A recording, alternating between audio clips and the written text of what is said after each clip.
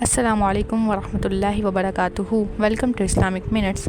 بچے کی تربیت صرف نصیحتوں سے نہیں ہوتی ہے بلکہ روزمرہ کے چھوٹے چھوٹے رویے اس کی شخصیت بناتے ہیں۔ کبھی ایک گلے لگانا بچے کو وہ تحفظ دیتا ہے جو لمبی نصیحتیں بھی نہیں دے سکتی ہیں، اور کبھی ایک نرم جملہ اس کے اندر زندگی بھر کا اعتماد پیدا کر دیتا ہے۔ پہلا اصول یہ ہے کہ گلے لگانے کی طاقت کیا ہے۔ بچے کو دن میں کئی بار محبت سے گلے لگائیں۔ ایک چھوٹا سا پیار، کندھے پر ہاتھ رکھنا یا شفقت بھرا لمس بچے کو یہ احساس دلاتا ہے کہ وہ محفوظ ہے اور اس کے والدین اس کے ساتھ ہیں۔ محبت کا یہ اظہار بچے کے دل میں اعتماد اور سکون پیدا کرتا ہے۔ دوسرا اصول، بچے کو سننے کی عادت ڈالیں۔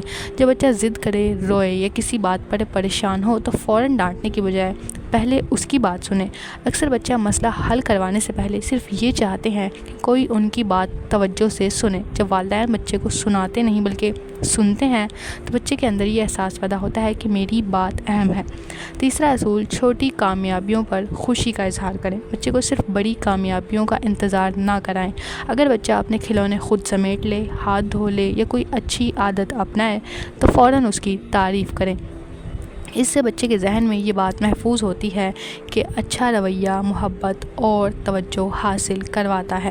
چوتھا اصول، محبت کو سزا کے ساتھ نہ ملائیں۔ اگر بچہ غلطی کرے تو فوراً غصہ، سخت الفاظ یا بے رخی اختیار نہ کی جائے بلکہ انہیں پیار سے سمجھایا جائے۔ پانچواں اصول، تحفظ کا ماحول بنانا۔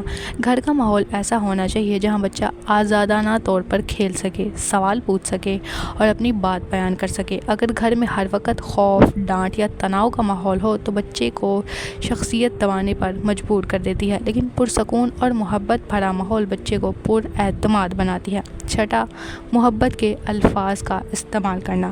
بچوں کو صرف دل میں محبت کرنا کافی نہیں ہے بلکہ اس محبت کا اظہار بھی ضروری ہے۔ روزانہ بچے سے یہ کہا جائے کہ میں تم سے محبت کرتا ہوں، تم میرے لیے خاص ہو۔ یہ الفاظ بچے کے ذہن میں اعتماد، سکون اور اپنی قدر کا احساس پیدا کرتے ہیں۔ یاد رکھیں، بچے کو سب سے زیادہ ضرورت مہنگے کھلونوں کو نہیں بلکہ محبت، توجہ اور تحفظ کی ہوتی ہے، کیونکہ جس بچے کو گھر میں محبت ملتی ہے وہ دنیا کا سامنا اعتماد کے ساتھ کرتا ہے۔